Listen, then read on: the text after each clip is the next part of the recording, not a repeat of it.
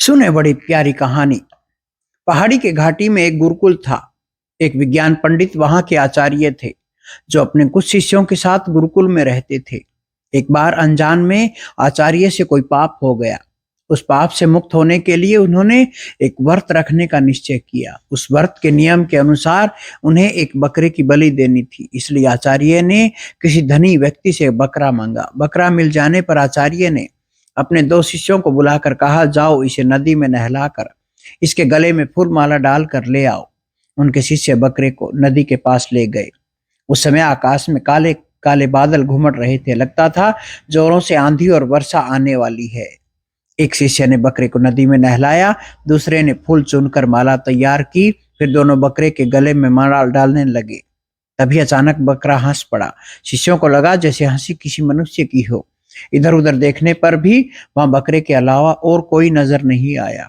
तब उन्हें विश्वास हो गया, हो न हो अभी मनुष्य की तरह बकरा ही हंसा है। तो दोनों डर गए। वो दोनों शिष्य डर कर भागने वाले थे कि तभी उन लोगों ने देखा कि बकरी की आंखों में आंसू बह रहे हैं।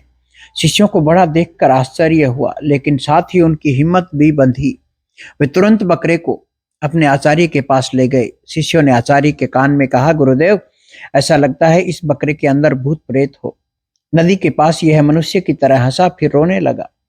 ऐसा पशु क्या बलि के योग्य हो सकता है? अच्छा हो यदि हम लोग बलि के लिए कोई और बकरा तलाश करें। इस पर आचार्य कुछ कहने जा रहे थे कि तभी बकरा मनुष्य की आवाज में बोला, मुझे बलि का बकरा बनाने में तुम लोगों को क्या आपत्ति है? तुम सब ऐसा करने से डर क्यों रहे हो? मनुष्य की आवाज में बकरे को बोलते देख आचार्य और शिष्य आश्चर्य और भय से मूर्छित से होने लगे। बकरा उस पर उन्हें धीरज बंधाता हुआ बोला, तुम सब डरो मत, हमसे तुम लोगों को कोई हानि नहीं होगी। आचार्य अपने को संभालते हुए बोले, एक बकरे का मनुष्य की तरह बातें करना कितना आश्चर्य की बात है। इसमें आश्चर्य की क्या बात है? मैं भी किसी जन्म में एक विद्वान था। मनुष्य की बुद्धि बनी रहने के कारण मैं बकरा होकर भी मनुष्य की तरह बोल लेता हूँ। इसमें आश्चर्य करने की कोई बात नहीं है। बकरे ने समझाया, तो फिर बकरे का नीच जन्म तुम्हें कैसे प्राप्त हुआ? आचार्य ने पूछा। यह सुनते ही बकरा उदास हो गया। बोला, विद्वान होते हुए पिछले जन्म में मुझसे भी कोई पाप कर्म हो गया था। उन पापों के फल से बचने के लिए ही मैंने कई व्रत और नियमों का पालन किया। इतना ही नहीं, एक बकरे की बलि भी दी, लेकिन फिर भी विधाता को धोखा न दे सका। बकरे की एक बार बलि के बदले मुझे 500 बार बकरे के रूप में जन्म लेना पड़ा। 500 बार बकरे का जन्म? आचार्य ने लंबी सांस लेकर कहा, जी हाँ, 500 बार। 499 बार मैं बलि का बकरा बन चुका हूँ। आज मेरी आखिरी बलि पड़ने जा रही है। इसके बाद मैं बकरे के जन्म से मुक्त हो जाऊंगा। बलि के लिए नदी में स्नान करते समय अचानक मुझे पूर्व जन्मों की याद हो आई, इसलिए मैं हंस पड़ा। आचार्य को तो विश्वास ही नहीं हुआ, इसलिए उनकी बात को ध्यान से सुन रहे थे। लेकिन तुम रोए क्यों? आचार्य को रोने का कारण अभी तक समझ में नहीं आया था, इसलिए उन्होंने प्रश्न किया। तो जिस पाप के कारण मुझे 500 बार बकरे का जीवन मिला, वही पाप तुम करने जा रहे हो, इसलिए रोया मैं। जिस प्रकार इतने दिनों तक पशु जीवन का भोगना पड़ा मुझे, उसी प्रकार तुम्हें भी वो जन्म भोगना पड़ेगा।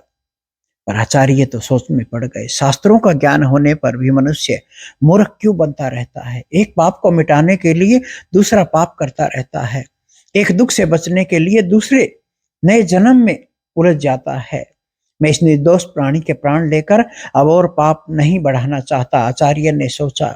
और तब बकरे ने कहा कि मेरी मृत्यु निश्चित है। मेरी मृत्यु तो आज ही होगी। तुम नहीं लोगे तो कोई और लेगा। इस पर आचार्य ने कहा, नहीं, मैं तुम्हें मरने नहीं दूंगा, और जाओ तुम, मैं तुम्हारे पीछे पीछे हूं। कुछ देर तक बकरा फलों के बाग में घूमता रहा, फिर इधर उधर भटकता रहा। पहाड़ी की ओर चल पड़ा। धीरे धीरे वह पहाड़ी की चोटी पे चढ़ गया। तभी आसमान के काले बादल घोर गर्जन करने लगे, बिजली चमकने लगी। अचानक भयंकर कड़क के साथ चोटी पर वज्रपात हुआ और बकरा उसी बिजली में जलकर राख हो गया। आचार्य और उसके शिष्य दूर से यह सब देखते रहे। पहाड़ी पर स्थित बोधिसत्व के रूप में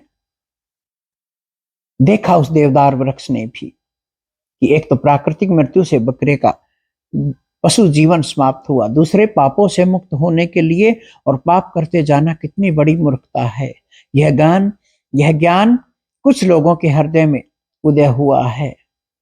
हम किसी को जीवन नहीं दे सकते तो उसे मौत का भी कोई हक नहीं है। हर प्राणी में परमात्मा का वास है।